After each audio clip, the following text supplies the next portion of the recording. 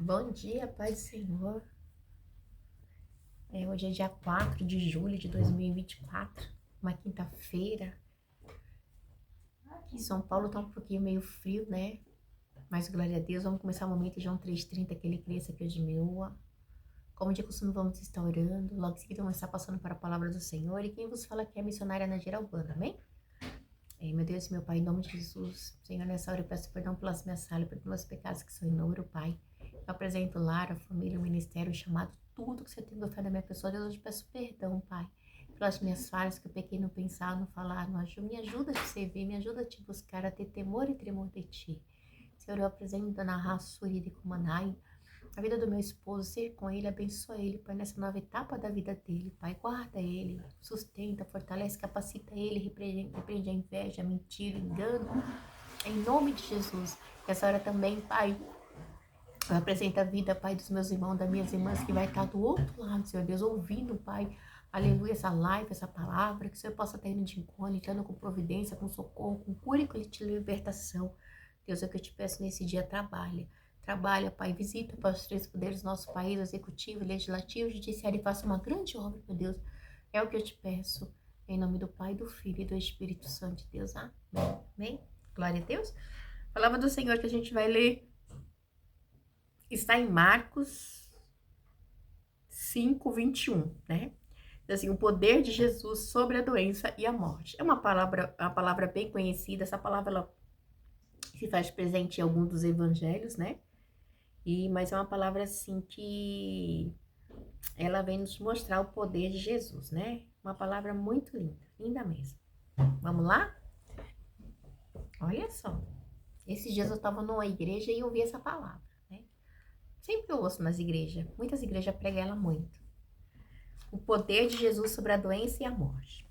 Tendo Jesus voltado do barco para outra margem, uma grande multidão reuniu ao seu redor enquanto ele estava à beira do mar. Então chegou ali um dos dirigentes da sinagoga chamado Jairo. Vendo Jesus, prostrou-se aos seus pés.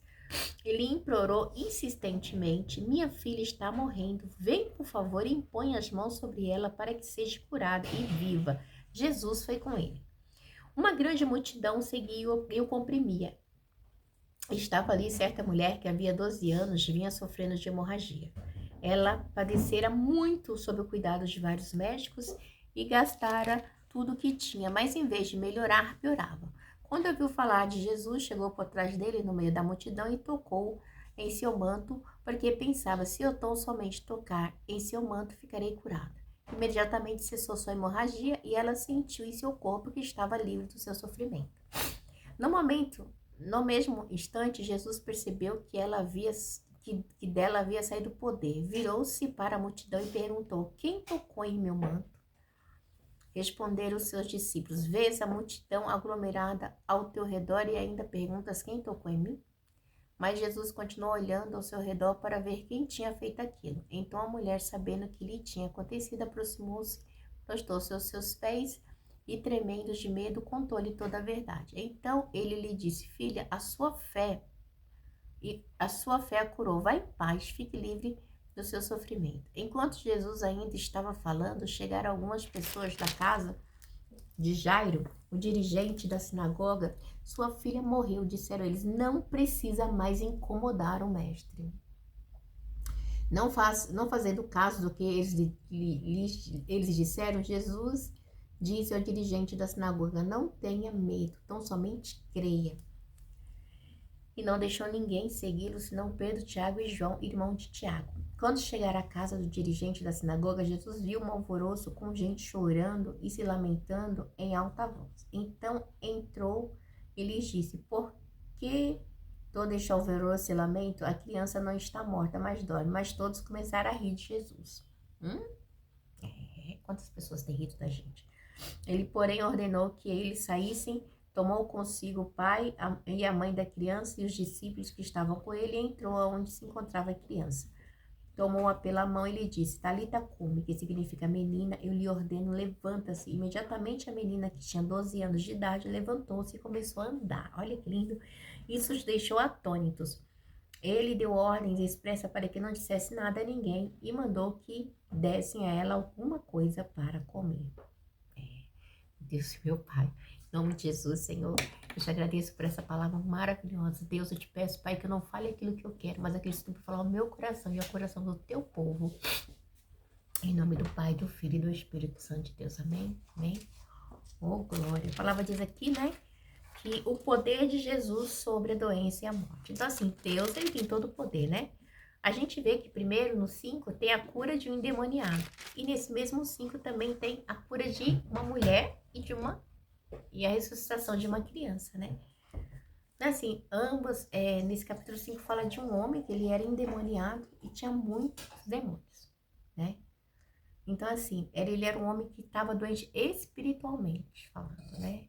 Era cheio de demônios. Então, Deus estava mostrando aqui que tem a morte e a doença espiritual e também tem a morte e a doença física, né? Em ambos os capítulos aqui a gente vê essa conjunção, essa comparação. Então, diz assim, o poder sobre a doença e a morte, diz assim,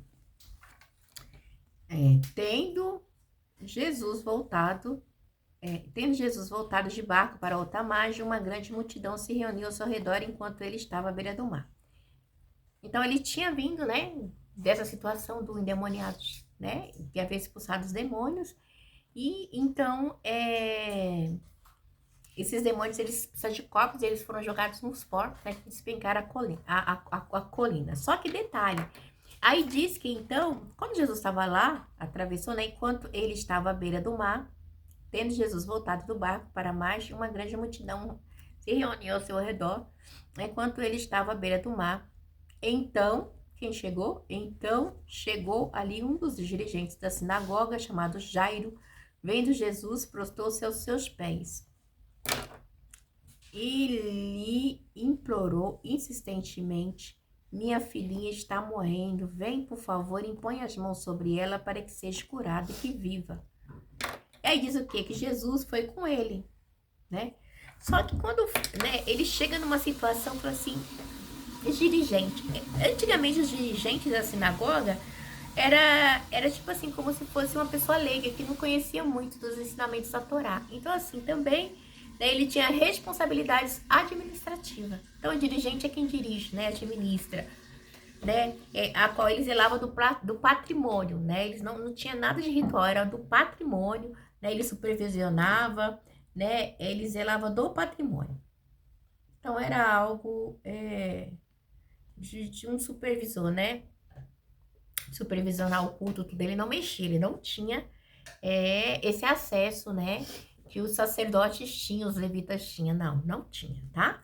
Então a gente tem que deixar isso bem claro. Então, e também era uma exceção, mas eles também eram o quê?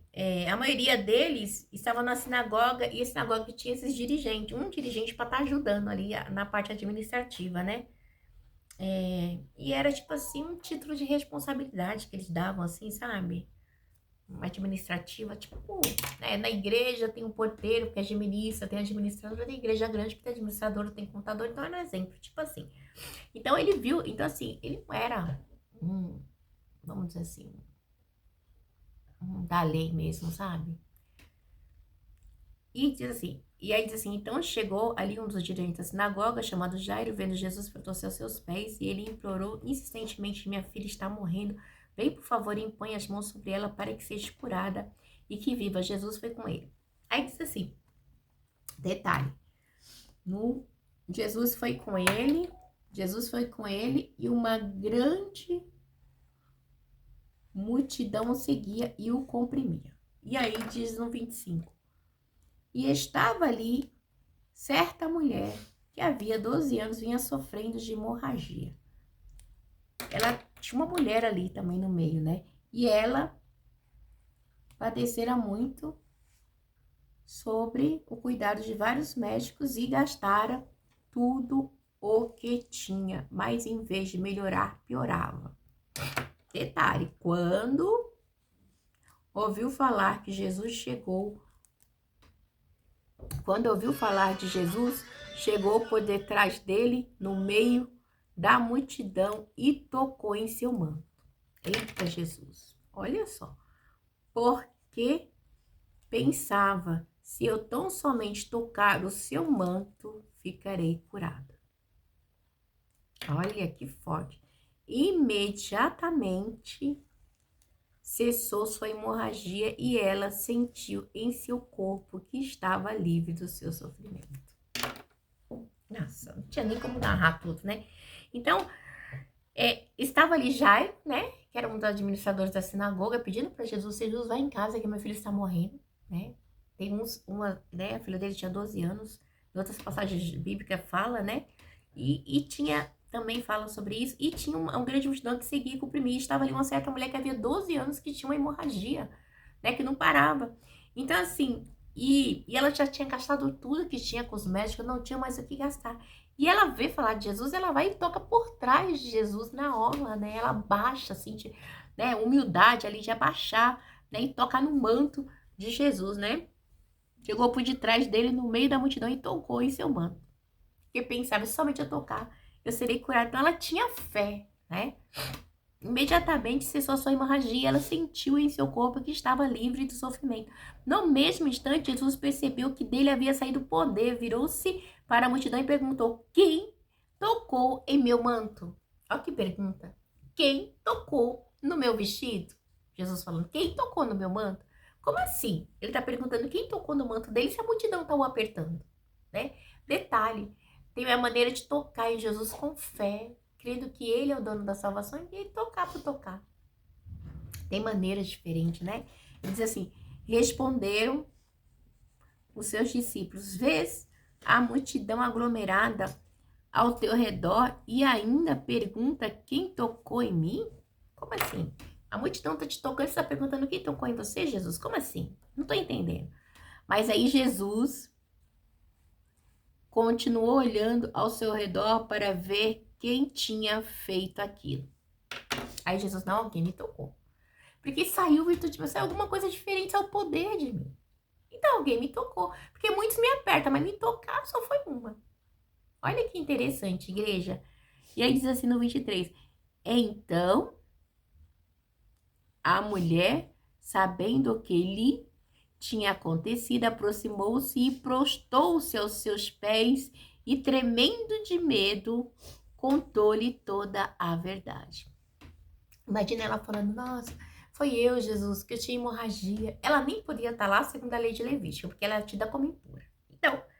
Então assim, ela quebrou paradigmas. Ela chegou para tocar em Jesus, ela tocou paradigmas. Porque ela já havia 12 anos, devia estar anêmica, magra, a situação daquela mulher devia ser deplorável, né? Pensa você misturando 12 anos, você misturando uma semana, 10 dias, quinto já fica mal, imagine 12 anos.